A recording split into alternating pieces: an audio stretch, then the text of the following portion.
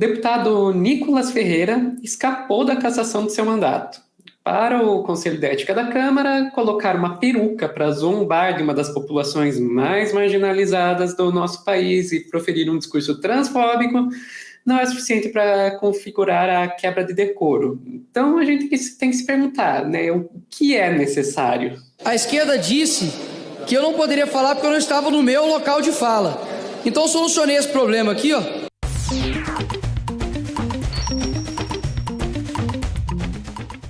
Ok, vamos lá.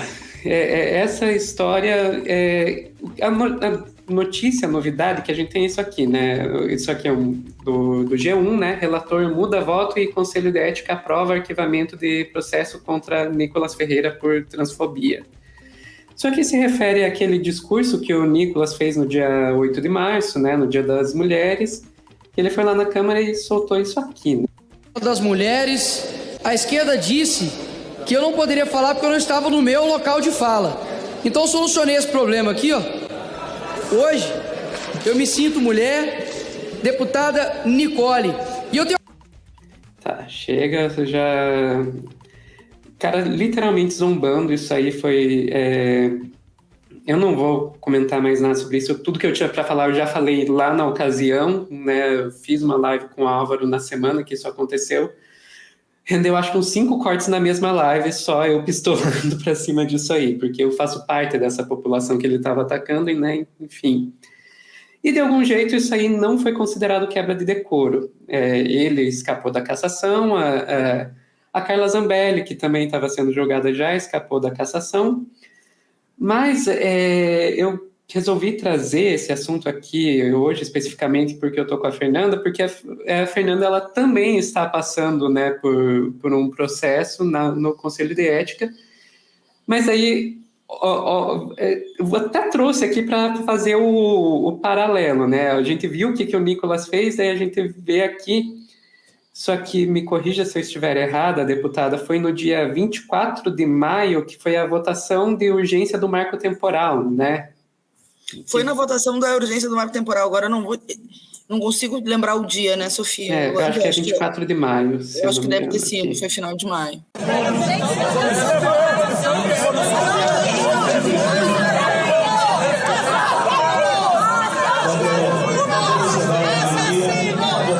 Foi isso aqui, né? Foram 6 deputadas. Vamos ver se eu consigo lembrar de todas. Foi Fernanda Melchiona, Samia Bonfim. Ali era a Juliana Cardoso e a Erika Cocai, que estava ali, a Thalíria Petroni, eu também vi ali, imagino que a última era a Célia Chacriabá, se eu não me engano. Eu estou puxando de cabeça, eu posso estar errado, mas se eu não me engano foram essas 6 deputadas que, mostrando uma revolta totalmente válida diante do que estava acontecendo, chamaram ali de assassinos, e isso de algum jeito foi equivalido, né, no Conselho de Ética aos processos que os bolsonaristas estão enfrentando, né, e daí eu queria saber, Fernanda, a quantas anda, eu sei que o seu caso ainda não foi levado à pauta, né, mas eu queria saber a quantas anda e o que você espera ver disso aí, porque a gente está vendo até agora os bolsonaristas que já foram, escaparam, né?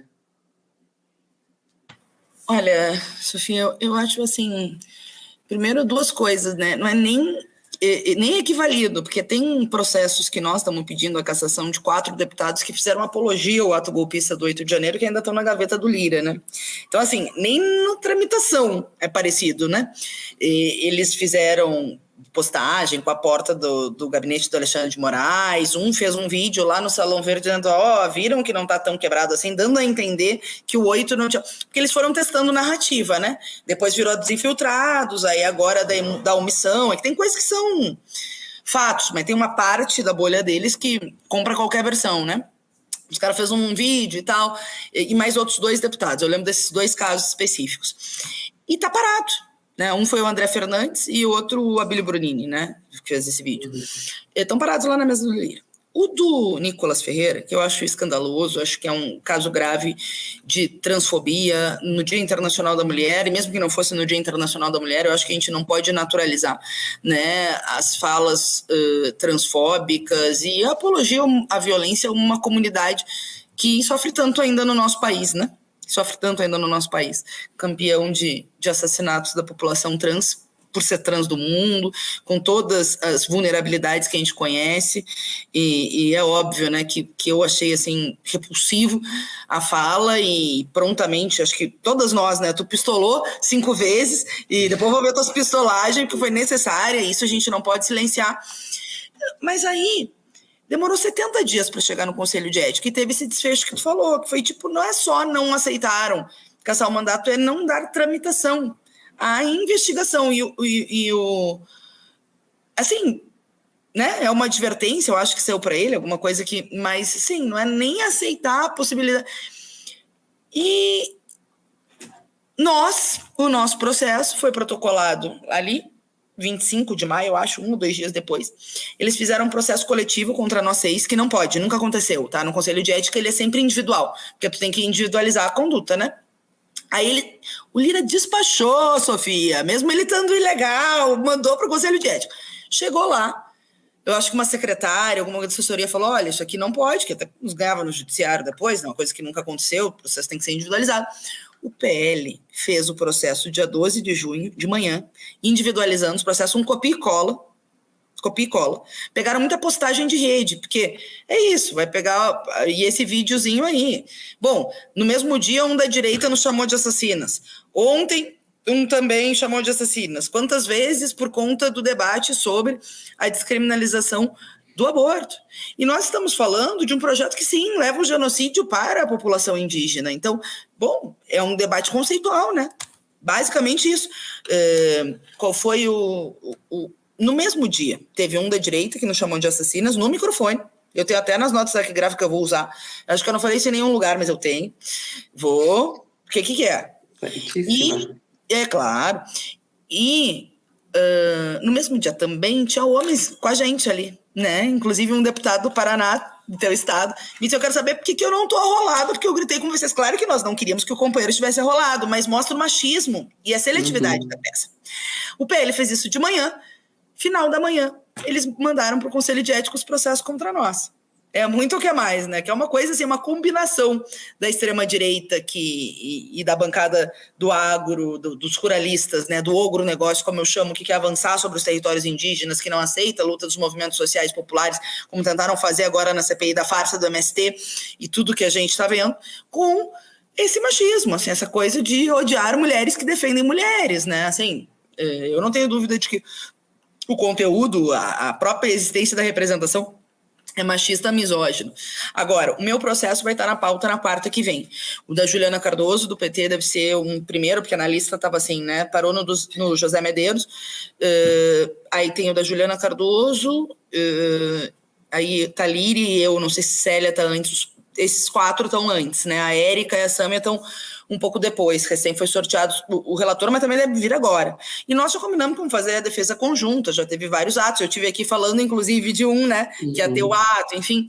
Agora, hoje tem aqui em Brasília o da Érica Cocai, e semana que vem tem que ver o que vai acontecer. Eu acho que vai ser muito desmoralizante para o Conselho de Ética, é se desnudar aos olhos do povo, se arquiva o do Nicolas Ferreira cometeu um crime de transfobia grave contra uma população, né, tão importante no nosso país e que, lamentavelmente, sofre com os crimes de ódio, e que é fortalecido os crimes de ódio com esse tipo de discurso contra esta população, né? E não é só eu que estou dizendo que a LGBTfobia é crime, é uma decisão, foi equiparado ao crime de racismo imprescritível, inafiançável. Então, bom, tá? Né, por essa decisão, por fruto da luta das lutas LGBTs, não tenho nenhuma dúvida, mas é crime.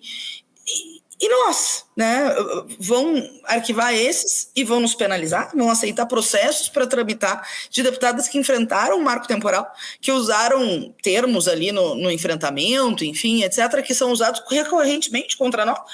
E olha que, né, enfim, a gente já fez várias representações no Conselho de Ética, mas essas coisas, né, enfim, ainda mais se tratando de um debate sobre as implicações reais de um projeto do marco temporal na vida dos indígenas, né, o genocídio legislado, enfim, e eles botaram, sabe, Sofia, na peça contra nós essas nossas postagens, que falam do genocídio legislado, que falam, né, Então, é isso, é a tentativa de nos intimidar, de nos silenciar, enfim, mas eu estou otimista que a luta está crescendo, o abaixo-assinado está forte, quem não assinou, por favor, assine, quem está em Brasília e quiser ir lá às 19 horas no Armazém do Campo, será muito bem-vindo. Quarta-feira que vem vai estar tendo Marcha das Margaridas aqui em Brasília, e vai ser o dia do nosso Conselho de Ética, vamos apostar, né, que se arquive esse absurdo contra nós, e ao mesmo tempo repudiar, né, o arquivamento do processo contra o Nicolas, porque ali sim, ali tinha crime, e não crime tinha um crime contra uma população, né, do nosso país, que já sofre com muitos crimes na rua, que são aumentados com esse tipo de discurso, né, porque fomenta as vozes não, porque nós estamos falando de vozes, né, Sofia, a violência contra a comunidade trans é bem grande, não são vozes, né, é violência física, infelizmente, bem grande. Eu acho que são minoritários, tá, Sofia, porque senão a gente só fala da parte ruim, eu acho que a maioria social não compactua, mas é que são violentos, né, são casos de violência, de violência grave, então, minorias sociais, mas violentas e potencializadas pelo discurso da extrema-direita, né?